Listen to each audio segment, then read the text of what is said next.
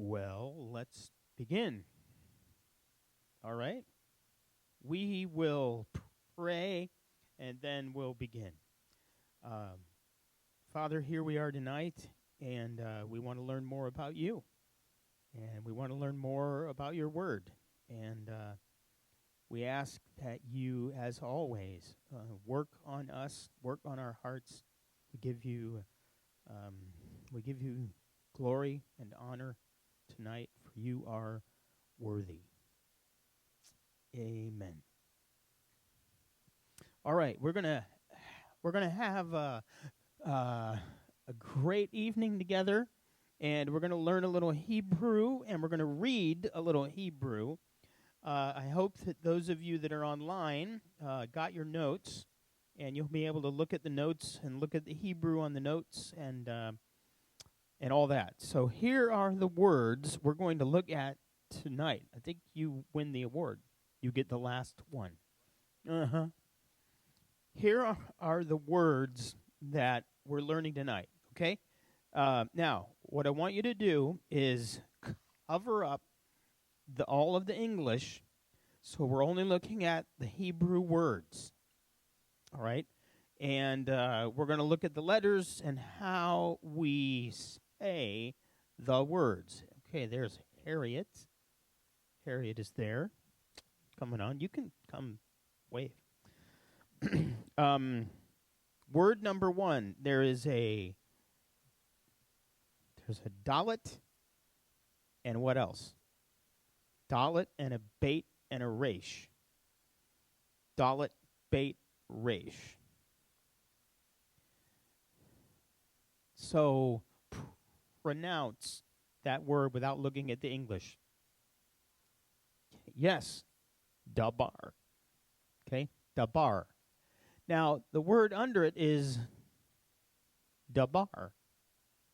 Okay, one is a verb and one is a noun. Okay, and if we had the vowels, the little vowel marks underneath, you would be able to know whether it was the verb or it was the noun. But in the root, with only the consonants, they look exactly alike. Dabar is a verb that means speak, and it is the noun that means word or matter or thing. Okay? Dabar. If you have more than one word, then you make the word dabar plural by adding im. So what you have is davarim. Okay? And that is the name of one of the books of the Torah.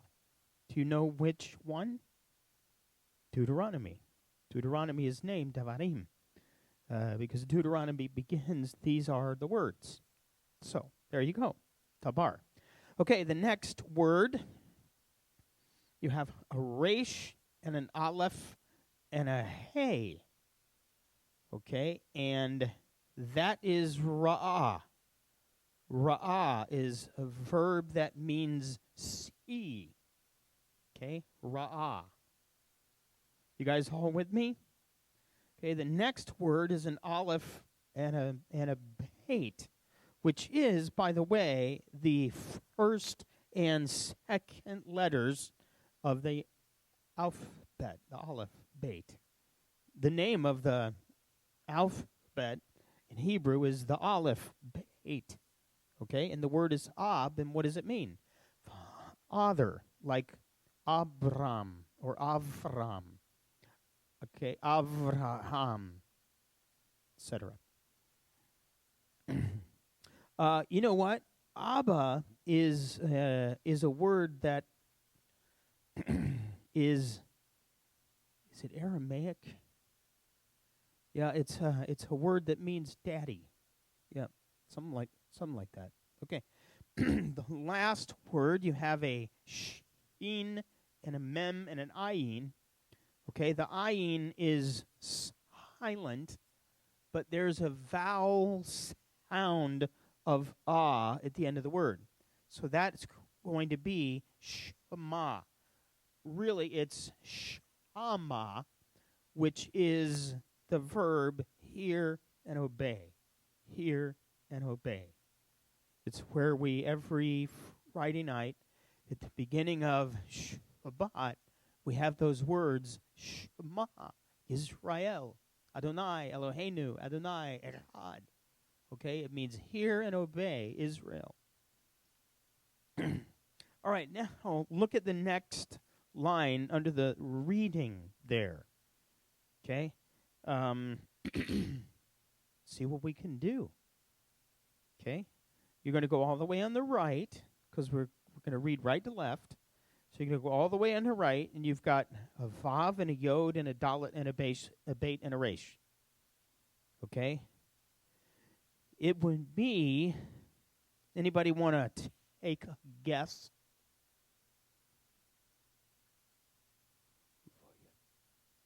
Almost. Okay?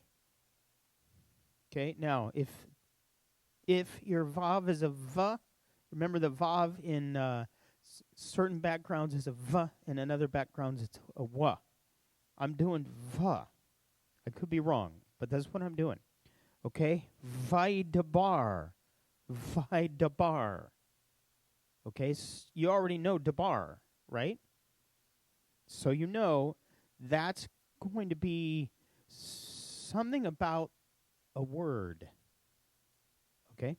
Next word, you already know that word. Aleph, Lamed, He, Yod, Mem. Elohim. Elohim. Okay? Do you recognize the next word? Okay? It's the Aleph Tav, which is 8. Okay? 8. So you got that? So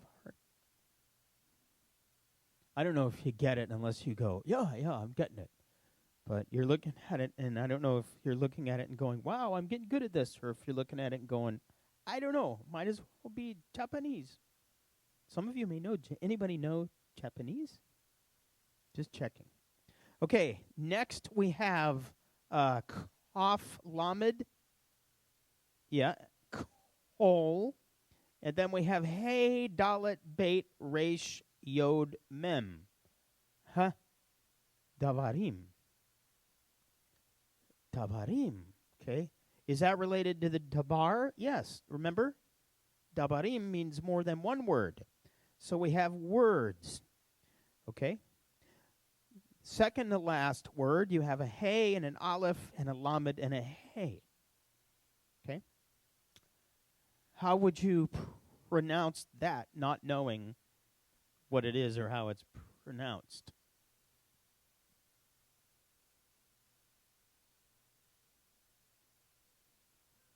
This is my wife, Gail. Hi, Gail. Wave at the Zoom audience. Okay. Okay, bye, dear. Well, how about something like ha'ala? Okay. And the last word is Lamed, Aleph, Mem, Resh. Laomer. Laomer. Laomer. I don't think you've learned the word Omer yet. We haven't had that in our vocabulary. This line is Exodus 20, verse 1. Okay, that's what you just read. Does anybody know what Exodus 21 is? 20, verse 1. Yeah, it's then God spoke all these words. Okay, something like that. Yes, 20, verse 1. Now, if you want to know where you can go and you can read things like this, if you're looking it up online, there's a lot of websites that are really good for doing background in Hebrew and Greek. One of them is Blue Letter Bible. Blue Letter Bible. This is not Blue Letter Bible. This is Bible Hub. Bible Hub. So you can do a lot of good English and Greek on both of those. Blue Letter Bible is easy to use. It's really easy to use once you learn your way around it. All right. Well, let's begin in the reading. Now, the way that we're going to do it, as always, as a reminder, is I know that some of you want to ask a question in the middle, and we're going to do those at the end. All right? And one of the reasons is there's a lot to navigate. This is being filmed, and there's an online audience, and so we're going to just do it that way and do it at the end. The other reason is sometimes if I get off my train, I don't get back on it again. And I really wanted this year, I wanted us to all be able to go all the way through Torah. And that doesn't mean that we're going to hit every word or every idea that's in the reading. Okay? All I'm going to do with the readings is I'm going to grab highlights, and we're going to look at those and give you a little bit more depth than maybe you've had. Or maybe you already know it. That's fine. Just glad you're here. All right. In our reading this week, Moses is leading B'nai Yisrael, okay, into the region where they're going to go into Midian and the mountain of God, the mountain of Elohim. In the Bible, sometimes you'll read Horeb, sometimes you'll read Sinai, and that's the mountain that we mean, the mountain of Yehovah. Okay? From this mountain, Yehovah is going to give what we know as the 10 Commandments. So we're going to look at what leads up to the giving of the commandments, and then we're going to look at the commandments in a way that maybe you haven't yet. All right? Okay, so we're going to begin in 19, verse 2. They traveled from Rephidim, came into the wilderness of Sinai, and set up camp in the wilderness. Israel camped there right in front of the mountain. Moses went up to God, and Adonai called to him from the mountain, saying, "Say this to the house of Jacob, and tell B'nai Yisrael, you have seen what I did to the Egyptians, and how I carried you on eagle's wings and brought you to myself."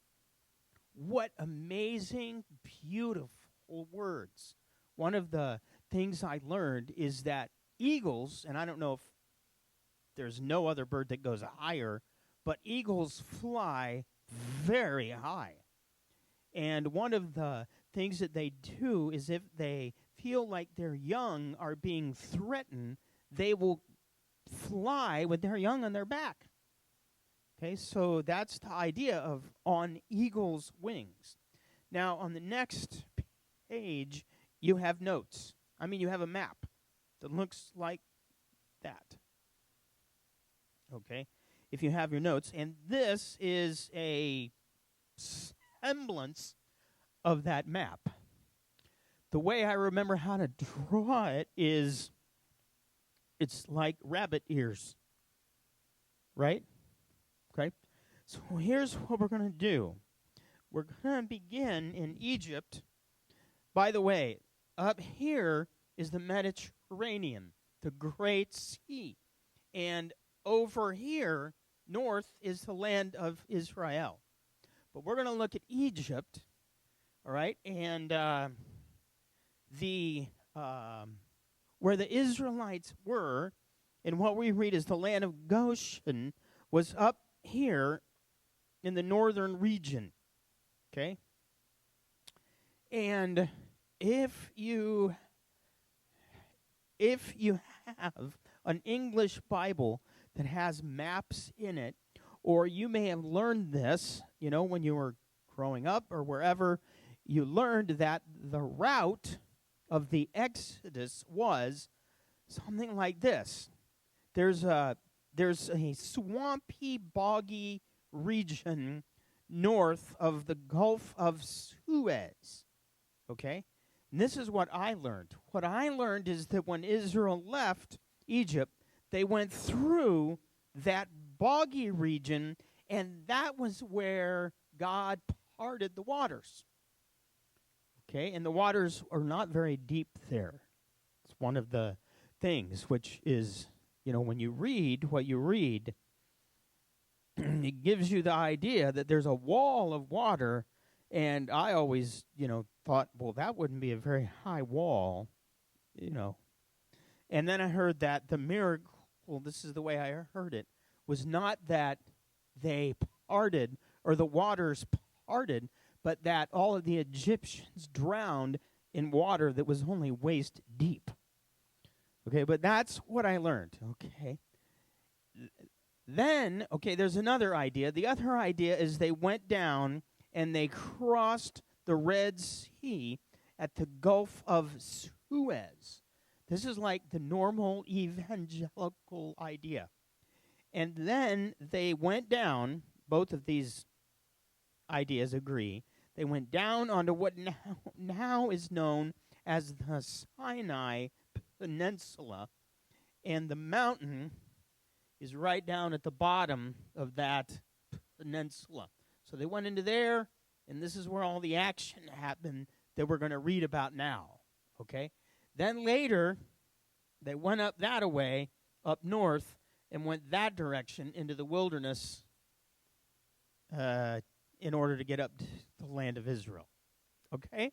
Now, does everybody know that is the traditional route? You ever heard that? Okay.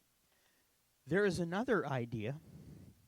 And, by the way, this mountain that for over 1,000 whatever years that we have in the back of our Bibles that has the name Mount Sinai, sometimes it has a little mountain there. Do you know how they determined that was the right mountain? When I use right in quotes. Well, do you remember Constantine? Okay. It had to do with his wife going into the land down here and naming that as the mountain. Okay. And then there were monks, and I believe there's a monastery or something like that where the mountain is now. But there were monks, and as they walked by whatever this mountain was, they had a feeling that was the right mountain. So they named it, and for well over 1,000 years, this is what everybody has believed is the mountain of God. Okay? But there's no archaeological evidence that this is the mountain of God, which leads a lot of scholars to basically believe that the Bible is not true. Okay? All of these can lead you in that direction. All right, now, here is the other view. And one of the problems with this view is that when you read in Exodus, where was Moses when he was tending Jethro's sheep? Where was he? What was it? Midian, the land of Midian. The land of Midian, let's use blue, is all the way over here in Arabia. Okay? This is where Midian is. There is a mountain range in Midian, and there's a mountain in Midian that in Arabic is Jabal Alaz, and I believe that means Mountain of Moses, something like that. And at this mountain, all at the bottom of the mountain, there's ancient artifacts and ancient Hebrew writing there's a ramp, if you will, that leads up to what looks like an altar where they would have slaughtered animals. There's a cave in the mountain that you can hike up and go into it. There's a rock that's split. You get where I'm going with this, okay? So that would mean the real route that they went is they went down and hit the Gulf of Aqaba and crossed either, down here's one idea, the other idea is a little bit north, up there, and then went over to the mountain of God, which is here in Arabia, okay? Which, by the way, in Galatians, Paul writes about the mountain of God being in Arabia. Okay, so and if you want to watch the videos about this, it's the ones that I've already mentioned. The patterns of evidence videos goes into a lot of that, as does the work of Miles, Jones, and others. Okay. All right, you got that? So we'll move on. Okay, now, when we read the words, Moses went up to God.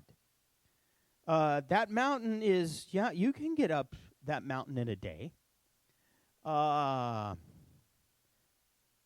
wouldn't go up if I weren't in good condition to go up that mountain. It's quite a hike to get up that mountain. How old is Moses? 80, right? Okay, so he was in good shape at 80. Should let a lot of you know you can get there. Okay, anyway, when you read this, I don't know if you picked up on Moses went up the mountain, Moses went down the mountain. Moses went up the mountain, Moses went down the mountain. Moses went up the mountain, God looked at him and said, get back down. Moses went down the mountain. Okay, once, years ago, I did a message on this reading, and I brought a ladder in. And whenever I read Moses went up the mountain, I went up the ladder. Moses went down the mountain, I went down. Okay, just so you know, there's a lot of action going on here. And if you just look at what Moses is doing, he brought all of Israel to the base of the mountain. Okay, now they're not allowed to go up the mountain because the mountain is a holy ground. Just like when the bush was burning, and at that mountain, okay, and Yehovah said to Moses, take off your sandals because you're on holy ground. Okay, so now he looks and all Israel's out there, and he's like, don't let them just wander right up here because this is holy ground. But Moses is allowed to go up. So Moses goes up, he speaks to Yehovah, and then he goes back down and he speaks to Israel. Then he goes back up again and he speaks to Yehovah. Then he goes back down and he speaks to Israel. It's a lot like a Jewish or Hebrew matchmaker going between a betrothed man and his bride-to-be. Okay? And it's meant to be like that. Okay? Notice the words of intimacy which Moses is commanded to use when he addresses Israel. I carried you on eagle's wings and brought you to myself. Okay? Not that God wasn't in Egypt. Okay? Not that he lived on that mountain like a local God. But there is something about that mountain. Okay? That is the very mountain where all of this happened that we're going to read. What else happened on that mountain? I know this isn't in your notes, but think about it. That mountain is most likely where Hagar and Ishmael went.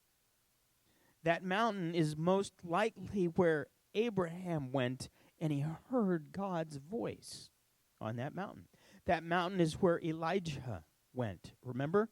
and he hid in the cave.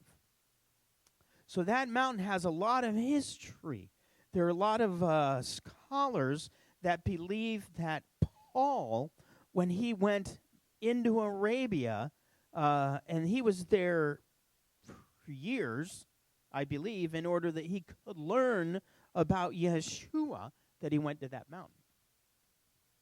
So, all right, now then, if you will listen closely to my voice, okay? And by the word listen there, what word is that? Shema.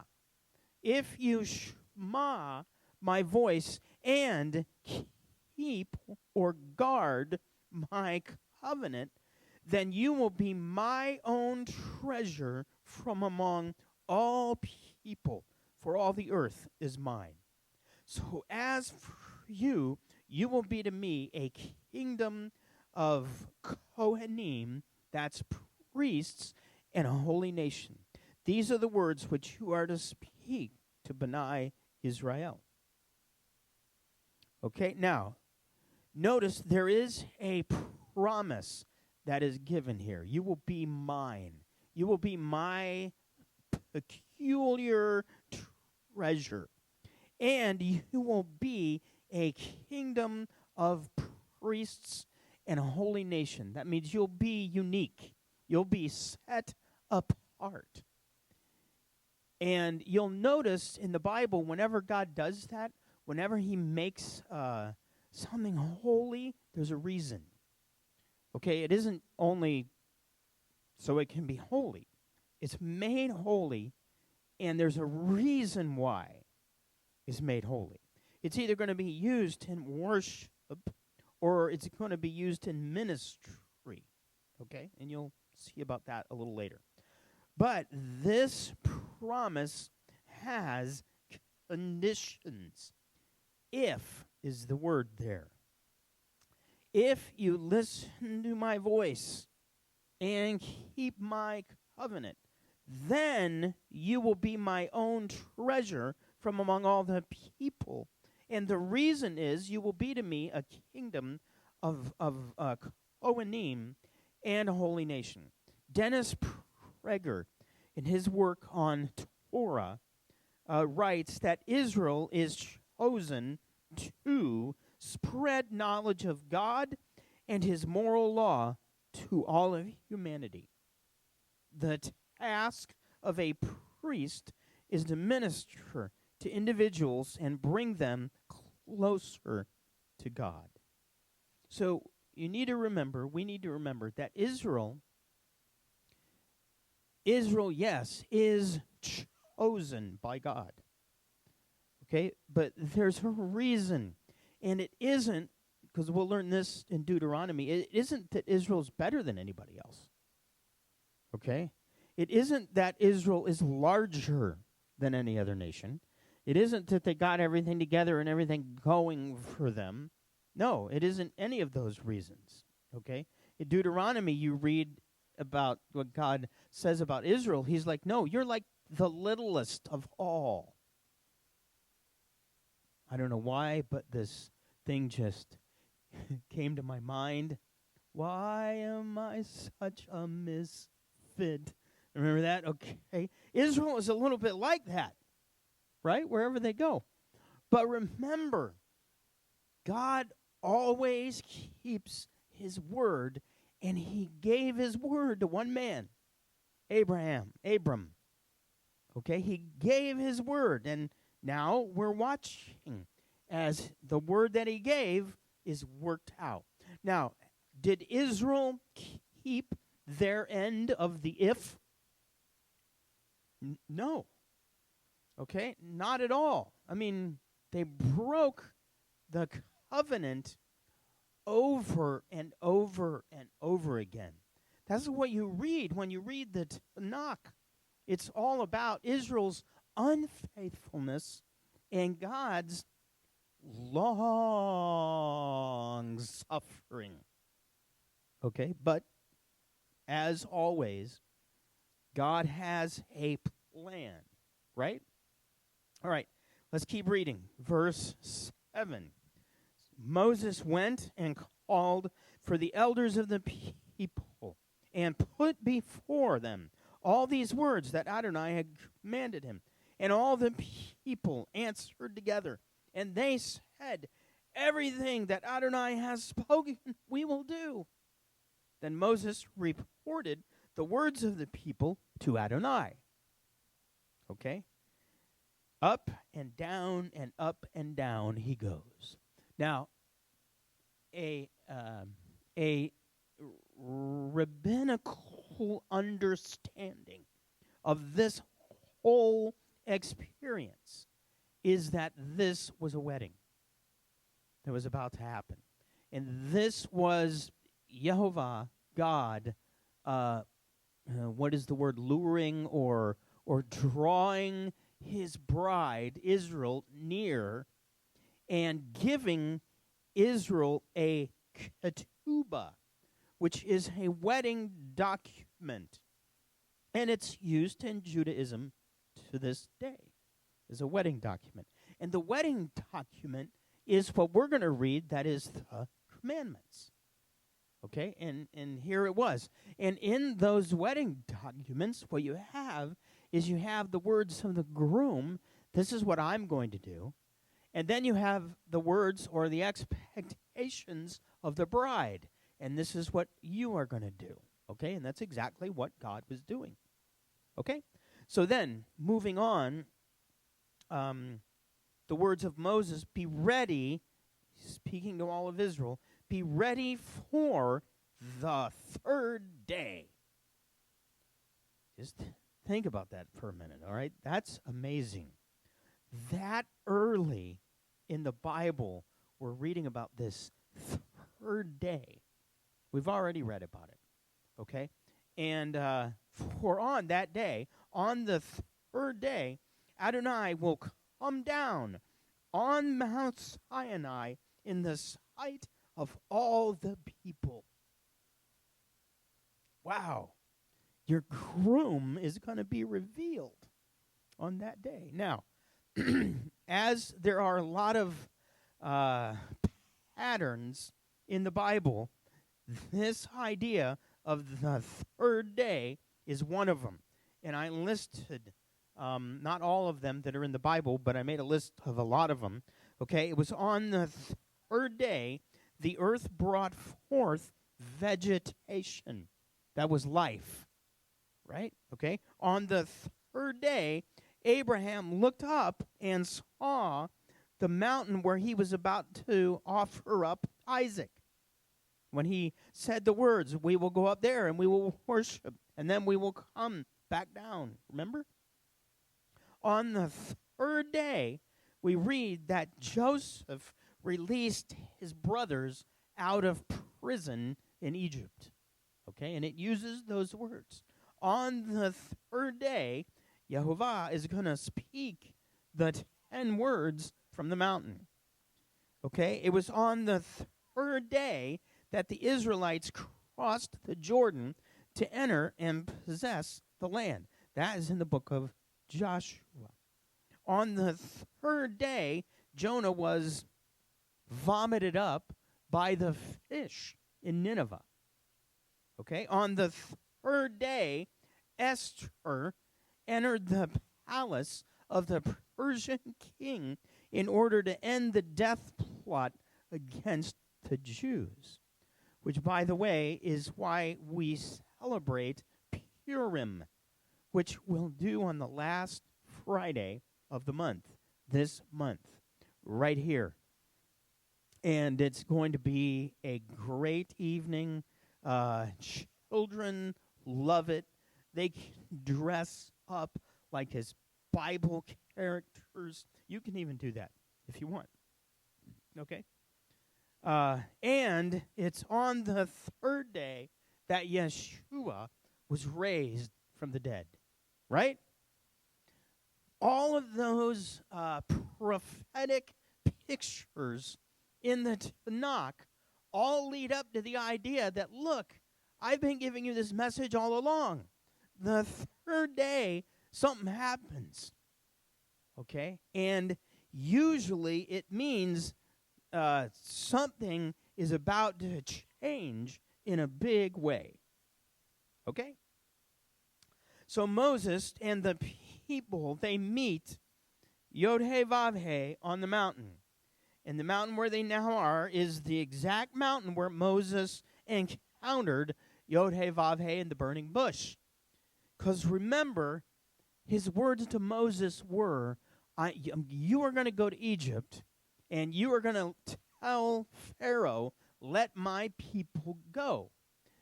And this will be the sign that it is me, God, who is speaking to you right now, Moses. Do you remember what that was? You will bring B'nai Israel back to this mountain. In other words, when you go and you do what I'm telling you to do, and Israel follows you, and you end up at this mountain, then you'll know it was me. Yeah. Sometimes I think maybe God was playing a little bit with Moses. I don't know. Okay, now, you're going to notice that just like when Moses met Yehovah on the mountain in the burning bush, that there are amazing parallels in what is happening now with Moses on the mountain and B'nai Israel being there. Okay, when Moses was on the mountain originally, he was leading his father-in-law's sheep through the wilderness, and he ended up at the mountain of God. Okay, now Moses leads his heavenly Father's sheep through the wilderness and ends up at the mountain of God. Okay, in the first encounter, Moses saw a bush that was on fire and burning. This encounter, Moses and all Israel are going to see the whole mountain burning.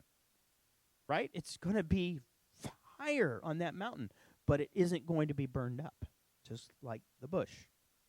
Okay? At the bush, Moses was told, stay back, for he was on holy ground, or take his shoes off. Now the people are told, stay back, away from the mountain, for this is holy ground. At the bush, God said, I am the God of your fathers. Now God says, I am Yehovah, your Elohim.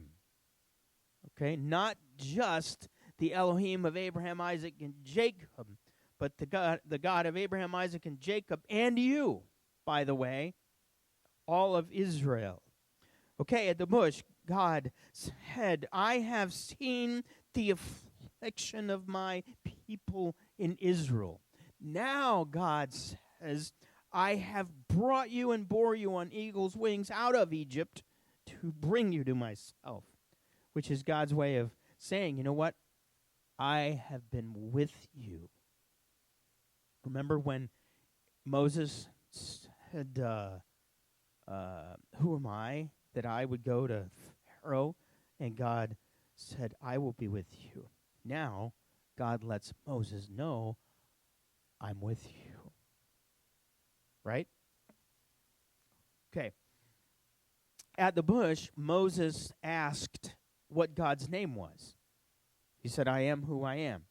Where we get Yod-Heh-Vav-Heh. He is who he is, and he will be who he will be. Now, God will tell them, you must not take my name in vain. And we're going to learn what that means in a minute. Okay? So you have all of those relationships. Now, we're going to move on, and we're going to look at 20, verse 1. We're going to begin there, and we're going to look at the 10 Commandments. Da-da-dum. Then God spoke all these words. So they really aren't the 10 Commandments. They're the 10 words. They are words that are given from a husband-to-be and to his wife-to-be about the way that life will be in their house. Got it? Okay? And as words, I look at them this way. They are statements of identity for all of those who are in covenant with God. Okay? All of those who are in covenant with him, it's like he's going, look, I'm going to give you my name. I mean, my wife has my name now. Okay? And carries my name with her. All right? It's, in a way, that idea, but it's like an outline of what life is like for those who belong to the one true God, Yehovah. Okay? Now, something else that you'll notice tonight, or if you have a Hebraic version of the Bible, how many of you have the Tree of Life version? Okay? How many of you have the complete Jewish Bible? Okay, so all of you guys, you notice that the order of the words is not the order that you learned in English Bibles when you were growing up. Okay? The order is a little bit different in the Hebrew Bible. Okay? In the Christian ordering, what is the first commandment? You shall have no other gods. Right? In the Hebrew ordering, the very first is a word, not a commandment. It's the words, I am Yehovah your God, who brought you out of the land of Egypt. You have no other gods before me. And then he goes on and speaks of making images which are a part of that command or that word in the Hebrew. Does that make sense? Okay? Okay, so now here's what we're going to do. We're going to read all of them one by one. Okay, I'm going to speak a little bit about each of them, and then we're going to look at a unique way of looking at them and how they work not only on their own, but how they work together. And they're very symmetrical, if you will. We'll look at that. Okay, number one. I am Adonai your God who brought you out of the land of Egypt and out of the house of bondage. So Yehovah wants his people to know that he has acted as a husband by rescuing his beloved from the house of bondage. He will now give them his expectations of his bride. Imagine it like this. Imagine it like I am looking at my wife and I'm going, I'm your husband, and I brought you out of your house in Indiana, and out of your farmhouse in Indiana, and I brought you down to my land on the beach in Florida, and you are now mine, and I am yours, which means you have no other boyfriends, right? You have no other husbands. You have no other boyfriends. That's exactly what happened. I actually didn't use those words, but I did bring her from Indiana down to Florida. And then years later, I was like, how about Alaska? They have beaches in Alaska.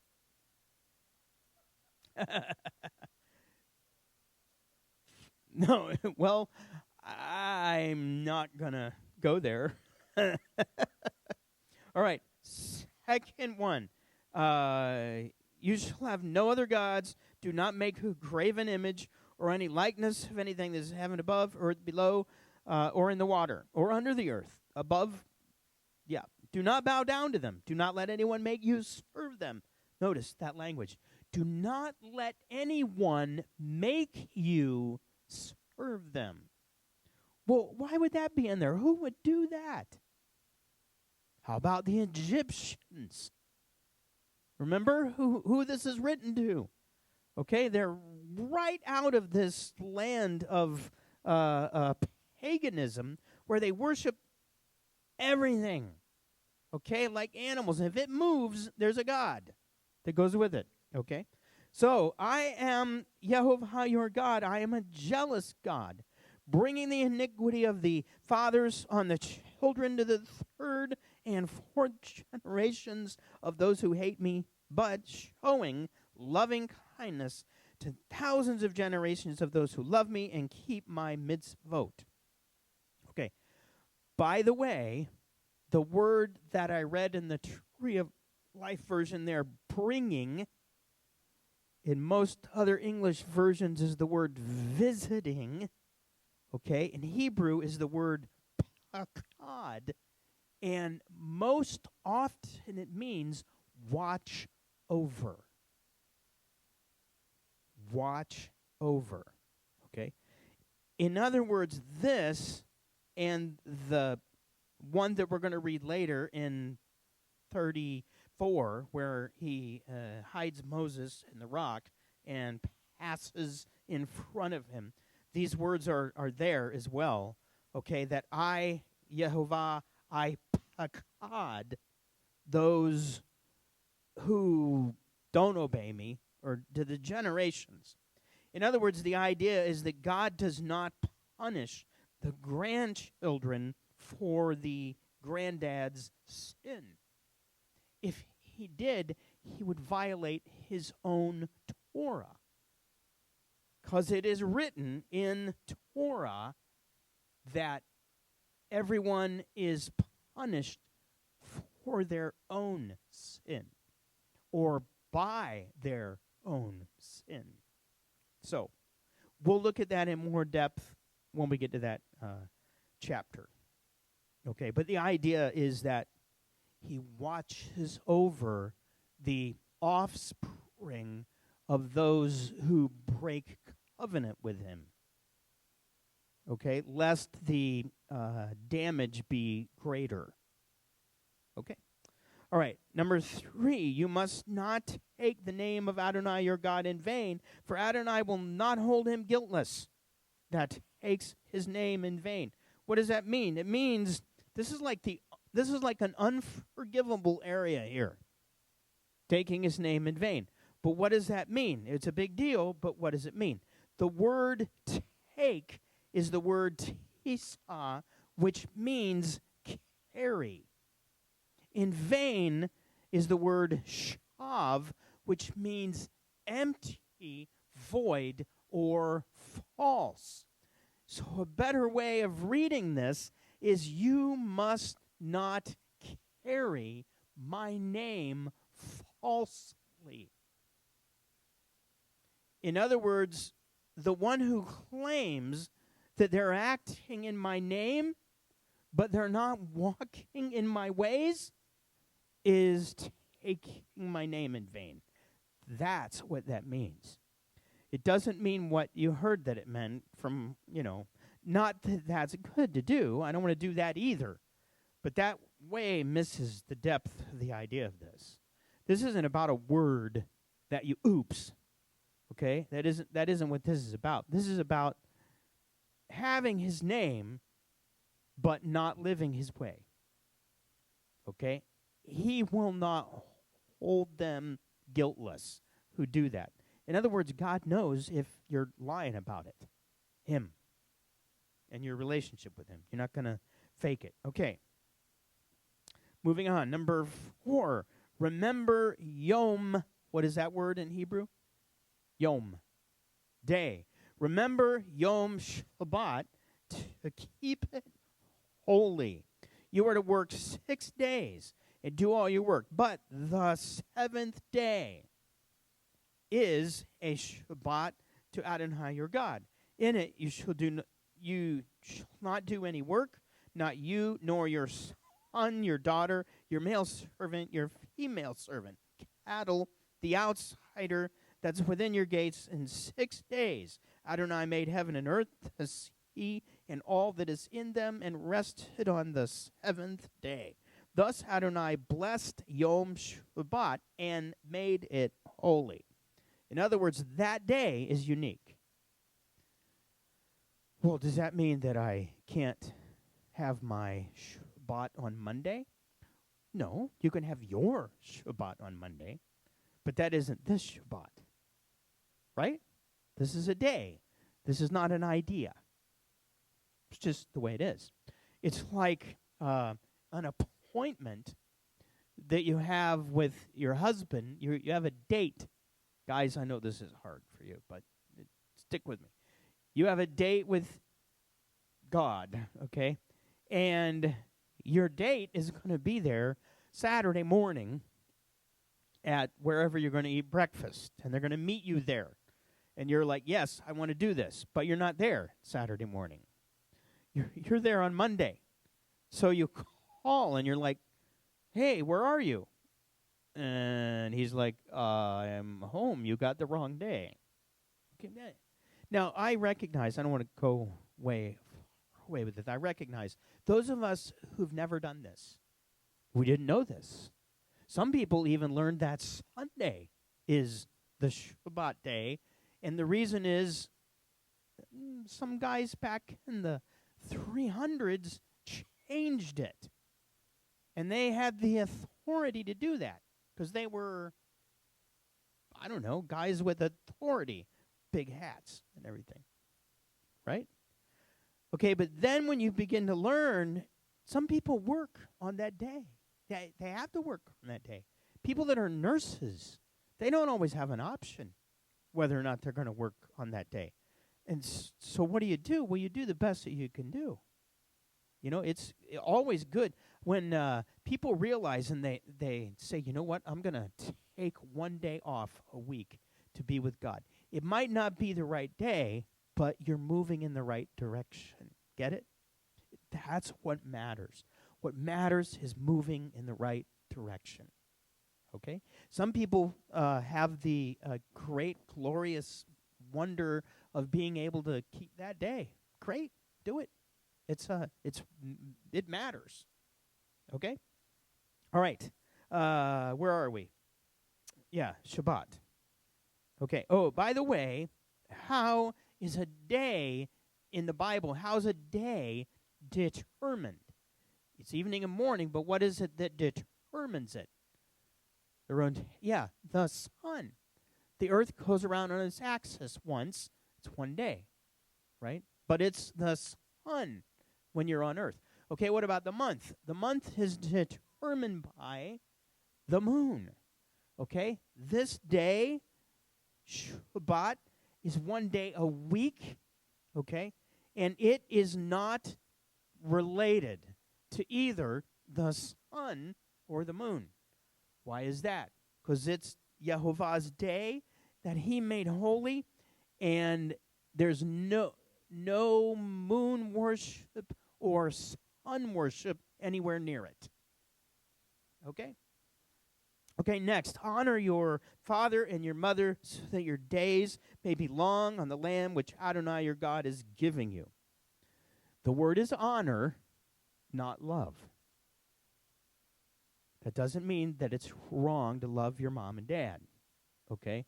But realize that the command is honor your mom and dad, okay? And there's not a byline there that is if they are honorable. That isn't in there, okay? So I'm just bringing that up. We'll look at it more in a minute. Okay, do not murder. It's murder. It isn't kill. There are two Hebrew words. This is the one that means murder. There's another Hebrew word that means kill. That isn't this word. Okay? Just keep that in mind. Do not commit adultery. One of the reasons is that marriage is the number one symbol of God's relationship with his people. Okay? So that's one reason. Okay? There are a lot of other reasons that marriage is the foundation of family and life and civilization and all that. And adultery brings the devil in the door. Right? Okay, do not steal. Meaning, do not take something that belongs to another.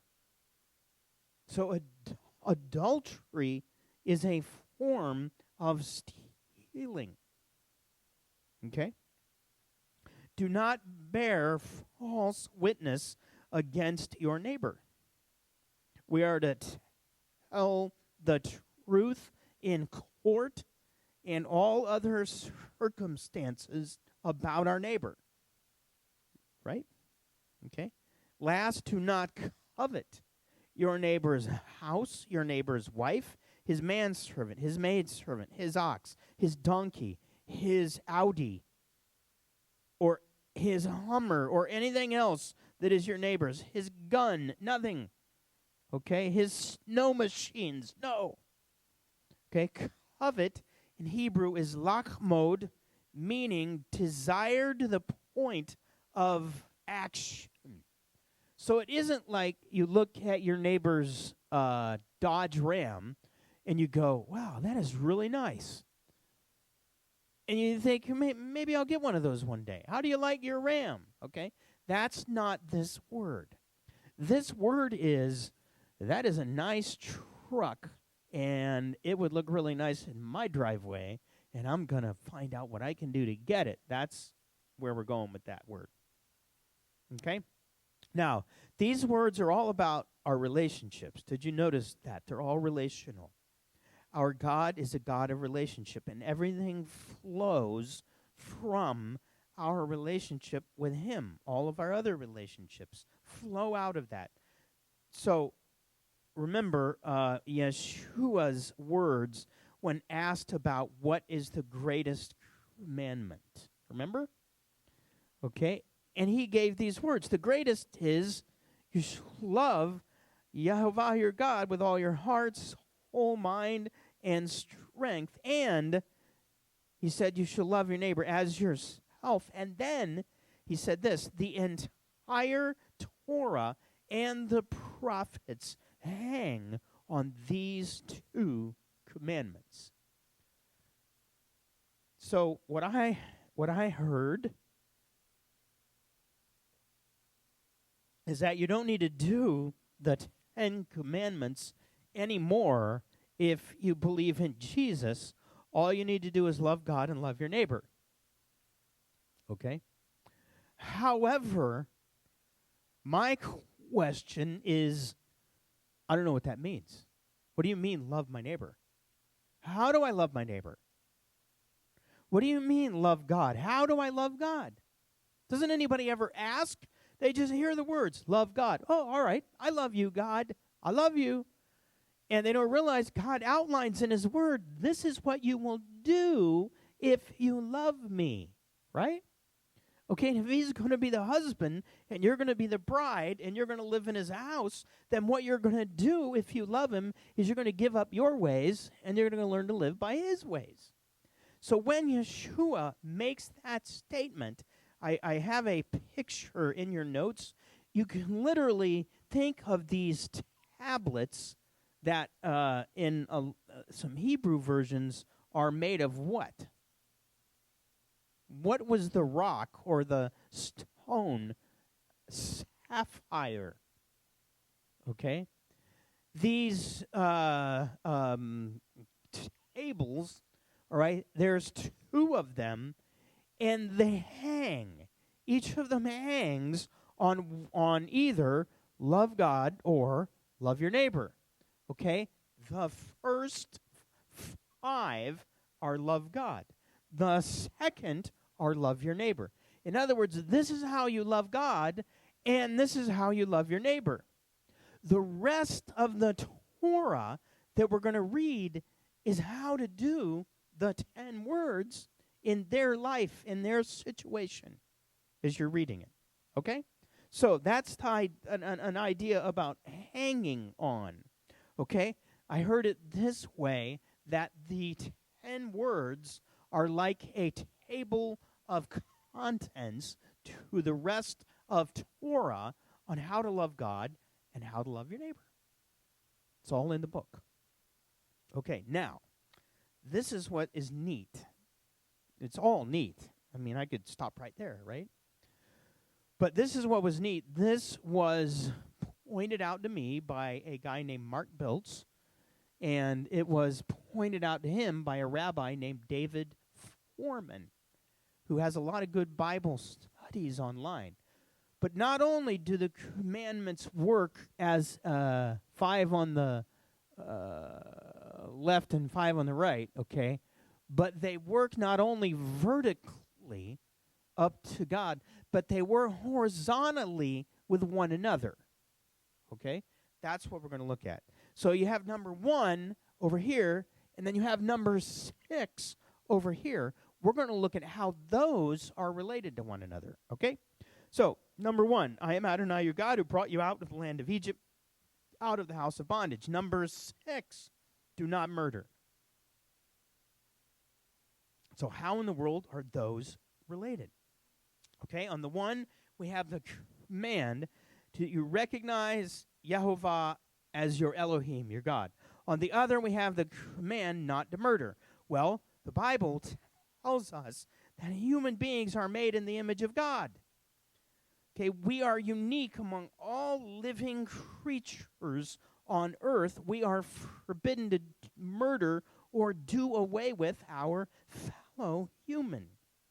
Well, if you begin to think my life would be better without God, actually, in your own life, you can ignore him, which means he's dead to you.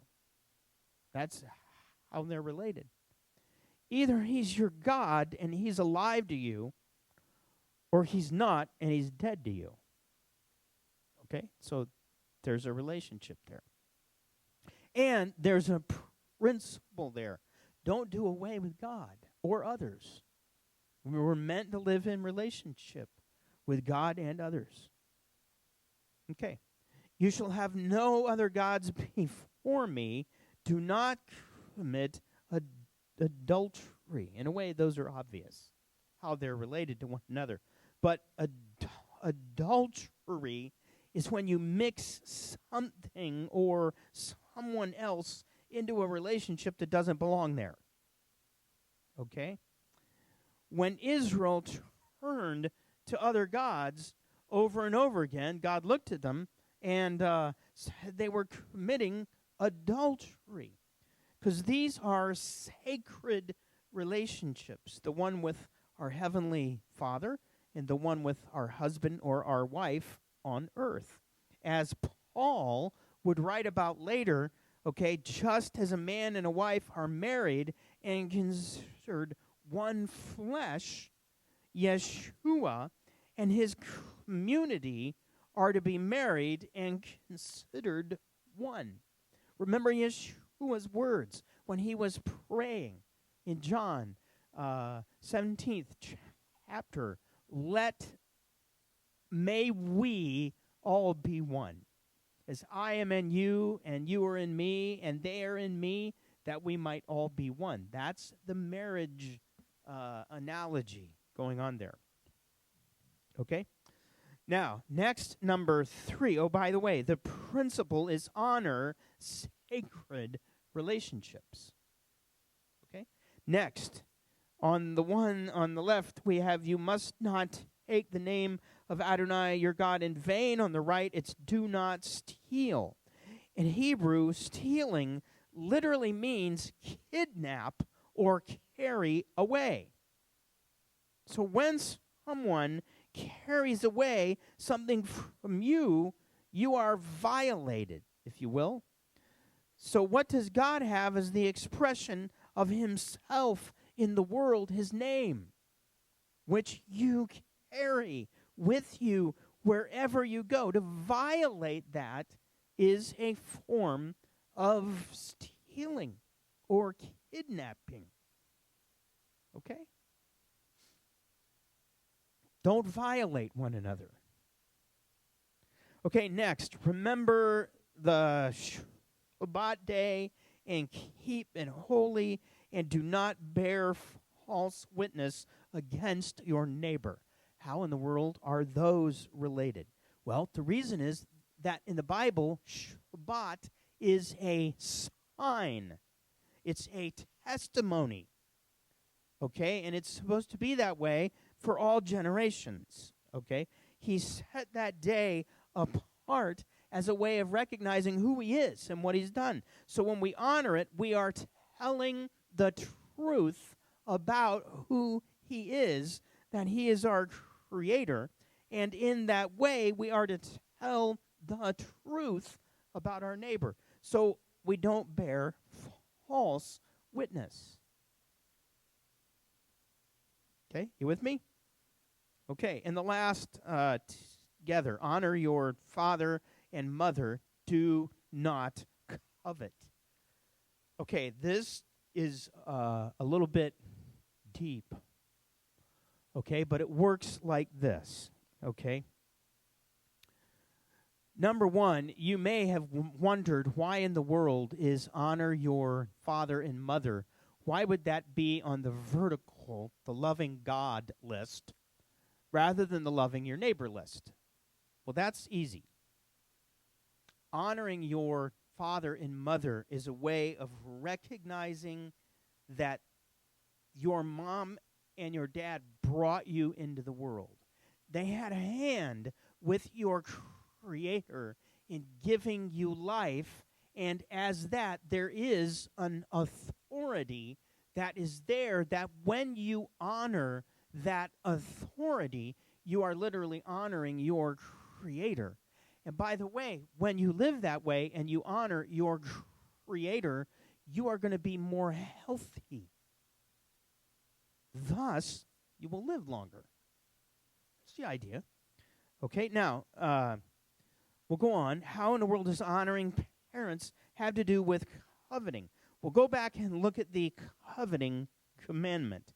Do not covet your neighbor's house, your neighbor's wife, his manservant, maidservant, ox, donkey, or anything else that is your neighbor.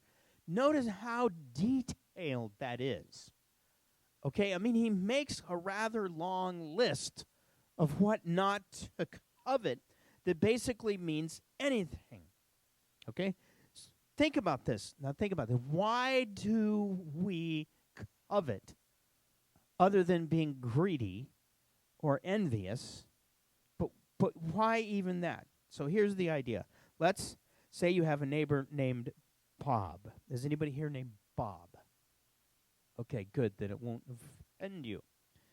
You notice Bob has a new car, and something within you begins to want it.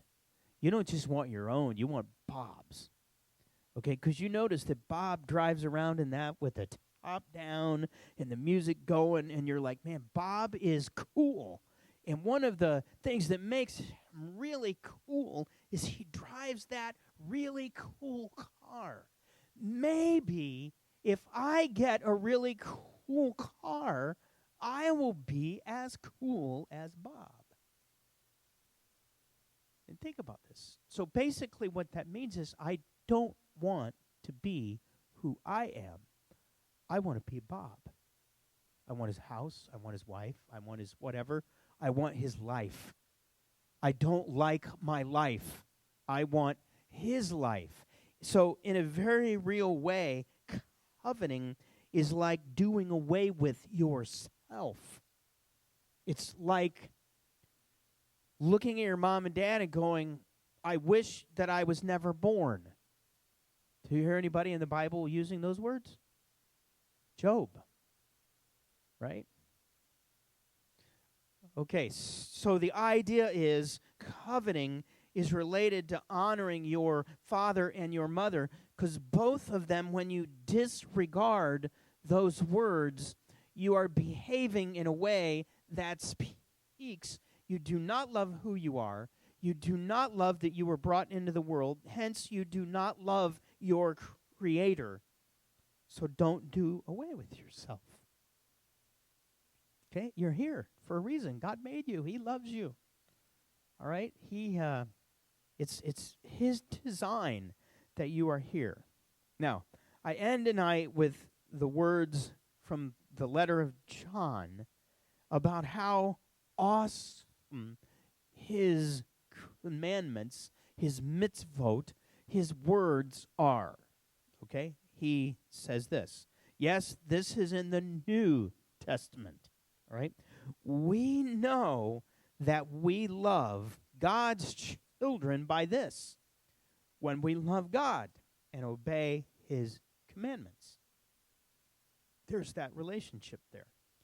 For this is the love of God, that we keep his commandments, and his commandments are not burdensome.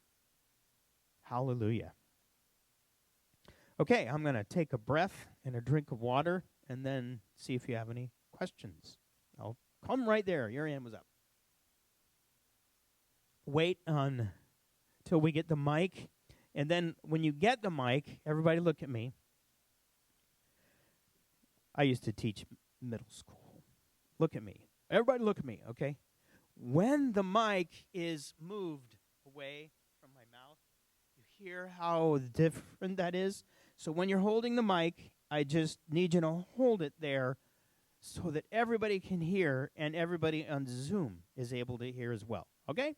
All right, so I'm going to bring the mic to Jim, and either you can hold it or I can hold it. Can everybody hear me? Okay, in the second word, the way I was taught was, as it reads, God was commanding that people should not make any graven images of other gods, and I'll just go that far with that. It wasn't until, it's been 30 years ago, I read a book by J.I. Packer, Knowing God, and he brings up a point saying what was also meant in this word was God doesn't want any pictures or images or anything of him. What are your thoughts on that? Whoa. Okay, hold on. I'll give you my ideas, and then we'll see if there's any more. Okay. Well, you really are not able to do that, because there is no way to make an image of him because he's invisible. Okay? I mean, you can make a fire on a mountain, but that isn't him, you know.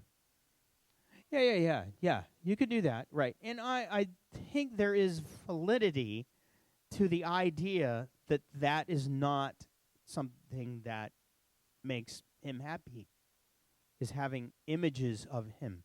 In Catholicism, they're known as icons, and there are thousands of them. And they're of, some of you guys are Catholic background, right? I know David is, and anybody else? Catholic background? Okay.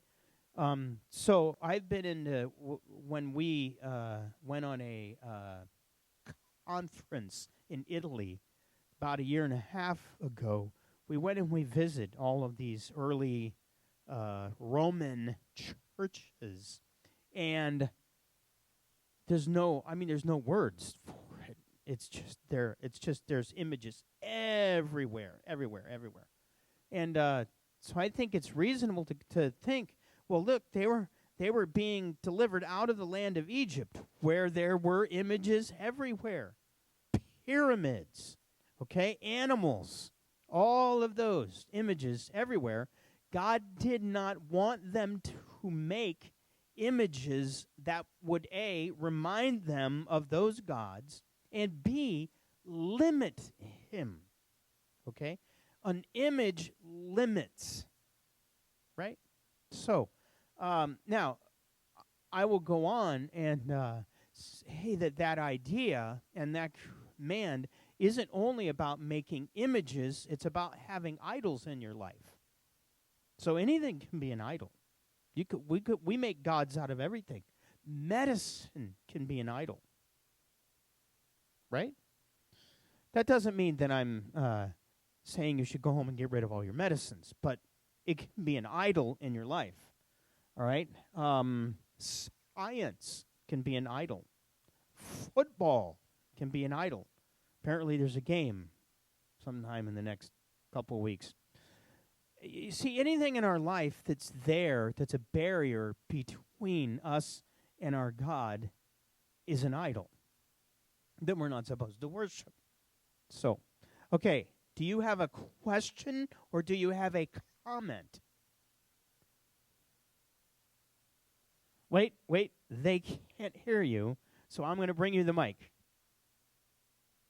A Jewish person once told me that the reason that they don't use the word God, they don't write the name God, they might write G-D or something like that, is because of the respect we're supposed to have for him. He's too good to use his name, basically. He's too perfect. That's what I was told. Well, I think that's there's a little bit of rightness in that idea. That doesn't mean that I think the idea is right. That means that you are right, and that is one of the reasons that they don't use the name. That's one reason. Okay, there are other reasons. And they don't use Yehovah. They don't use God. They replace with Adonai, like we're reading in our Jewish version Bibles, Adonai or Hashem, which means the name. Okay, or Lord. All right, that's the idea. And the English Bibles went along with that tradition, which is why in most English Bibles you have Lord, L-O-R-D, because one of the other reasons is the idea of taking his name in vain. You want to honor the holy name, so we honor the holy name by not using it. We honor it that way, okay? Now, there are a lot of other ideas around that, but where this is me, so I'm going to give you my idea now because I have the mic. My idea is that when he gives us his name and we carry his name, that we are allowed to use his name because his name has meaning. Not only does it have meaning in that I want to live by his name and represent him rightly, okay? But the literal name and letters of the name have meaning that we lose when we don't know what it is. It's just like Jesus and Yeshua, okay? I don't make anybody use Yeshua. I don't look at people and go, no, you can't say Jesus, it's Yeshua, okay? I'm not 100% sure that's the way it was pronounced in his day. It might have been Yehoshua. It might have been Yeshua. Something like that. I don't know. I wasn't there.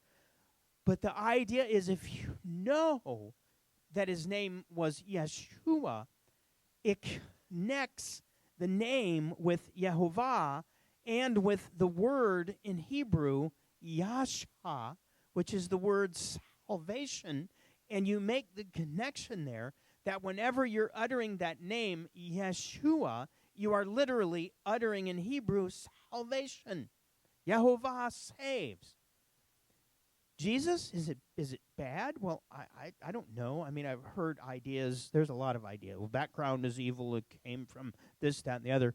I don't know. But I know that it doesn't have you have to make another leap in order to get the meaning out of it, if that makes any sense. So if you know what it is and you use it, I mean, I honestly believe that it makes him glad when we're willing to learn a little bit more about him and maybe use more of his real name than, like, when I go to Guatemala and they do their best. Sometimes they don't do their best. You go to another country and they give you another name. Does anybody know what I mean by that? It's like James. If you went down to Guatemala, you know what your name would be? Nope. Santiago. Okay? And James would be like, that isn't my name. Okay? Now, you know they mean you, but in their language and in their culture, because there are a lot of Catholics in Central America, all right, the word James is Santiago, okay, because of the Latin and all that stuff. But anyway, you get my drift. It's not that it makes you angry. It's not that you're like, well, how dare you? Because you realize they don't know, okay? But if one of them looks and goes, how do you say your name again? And you, James, and they go, James. Maybe they don't do it right because they have a different, mouth than we do because they speak a different language. Anyway, Alan, then James. Okay, I can hold One of the things you have to remember about the Ten Commandments is that's a Catholic thing. And one of the things to understand this idea of images, you have to understand that Exodus 24 and Exodus 25 is one sentence. So the idea is not that you don't make images or you don't make carved images. It's you don't make carved images and then worship them and enslave yourself to them. So the idea is not that you can't paint, that you can't carve things, you can't do this kind of stuff. The idea is you can't carve them and then the words is quite strong. To worship means to bow down on the ground with your nose to the floor, spread out like that. And the other word is not to serve. I mean, that's kind of a weak word that we like because it doesn't really, cause us to have any oomph to it. But it means to enslave. It means to be a slave, like on a plantation in the old days. Okay? And that's what God says, is do not enslave yourself. Do not become slaves to things that one man carves, start with, and to pictures of things that God created. So That's a good word. Thank you. Wait. Santiago, you're next. Sorry. So this is Santiago speaking. I wanted to share from the apostolic text of Ephesians, if I may. 5:25 says, "Husbands, love your wives, just as the Messiah also loved his community and gave himself up for her to make her holy, having cleansed her by immersion in the word." Messiah did this so that he might present her himself his glorious community, not having stain or wrinkle or any such thing, but in order that she might be holy and blameless. So this whole section's always just been a great thing to read and think about. As an amazing husband I'd become, I was just going to be just really nice to her.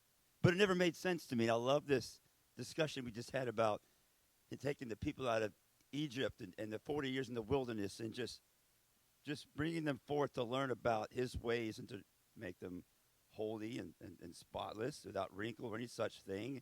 And we think about this and when you discuss the wedding ceremony going forward with the commandments, and how in the future we wait for that beautiful ceremony with him, and how he's presenting right here the very same thing Paul is writing to the church of Ephesus, where with any, let's go back to the beginning, it's not the beginning, but the beginning of the verse. Immersion in the word. Well, the only word, and we've known from this church, definitely so, was the Tanakh itself. So he's definitely speaking about it, us learning the very thing that he taught, Yahovah taught, to the people when he walked through the wilderness. So I wish I could have known that before, because that would have been such more revelation in my life. Thank you. Thank God you're young. You are young, my friend. You are young. Question. What happens when a child turn around and tell the parent, "I didn't ask to be here"?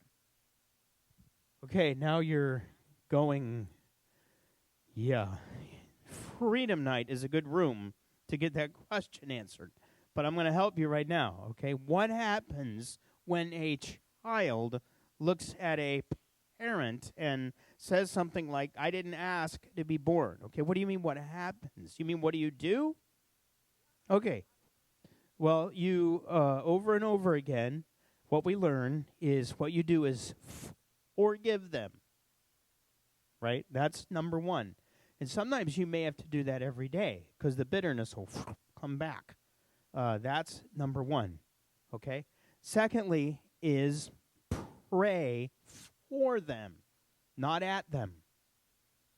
I think that's a big deal because I think that, there's billions of bitter people walking around on the earth right now. Okay? So this child is sounds like they have bitterness, okay? They may have bitterness about who they are. They have bitterness about life in general. They have all of that going on. So what you can do is, and I know that you already do, but this is for anybody else to hear, is pray for them, love them, and be an example. Okay, that's what you can do right now. And by pray, I don't just mean, "Oh God, help them."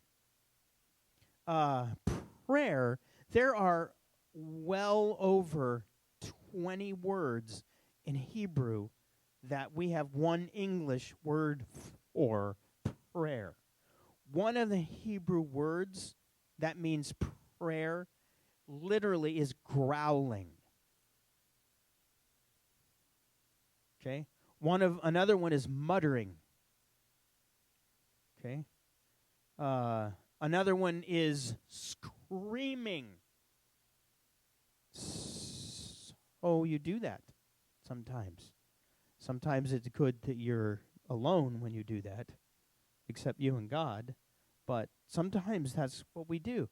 It's, God He doesn't want us living by our emotions, but He created us as emotional beings. So He doesn't want us, stuffing our emotions in a box either.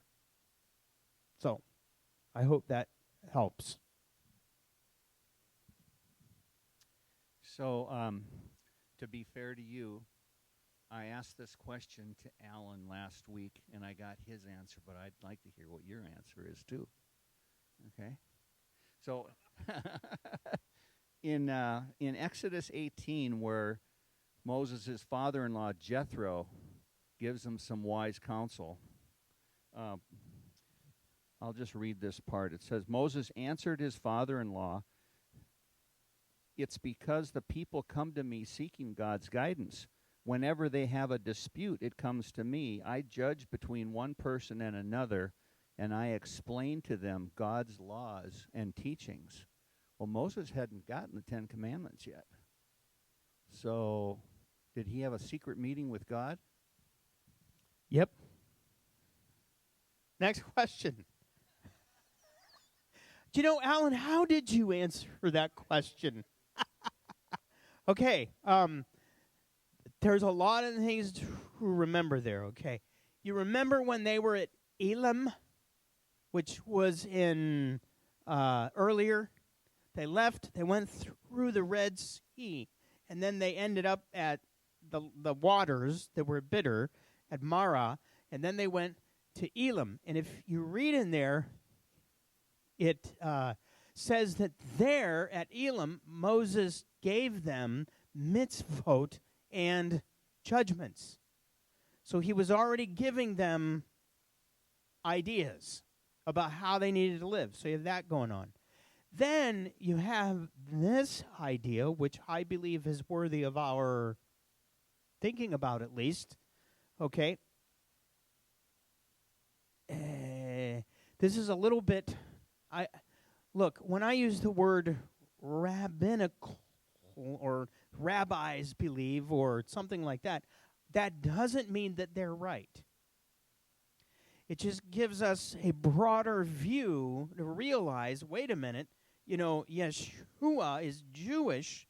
If the more we learn about Judaism, the more we're going to learn about where we all are, okay? It doesn't mean that we need to be Jewish or we need to follow rabbis. There's only one rabbi, right? Okay, it isn't me, okay? There is an idea that Torah was given in the garden. Hence, the tree of life, okay? And you have the tree of life version in Proverbs. Torah is a tree of life. Then in Revelation, you have the tree of life that its leaves, okay, are for the healing of the nations.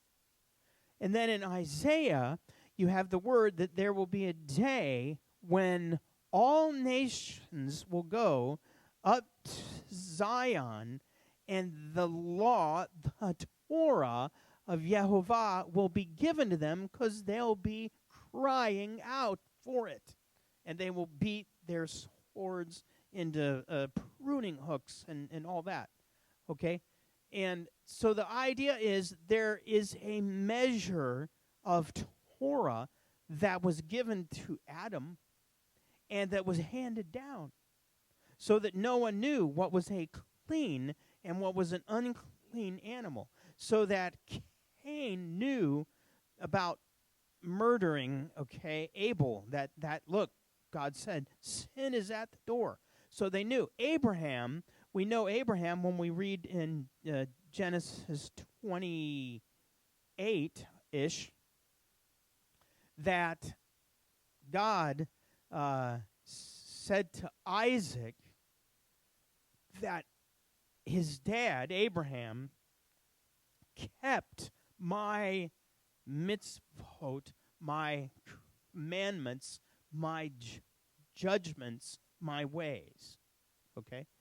So now in Egypt, what happens in Egypt is there's a loss of this information. How much of a loss, we don't know, but there's a loss of it.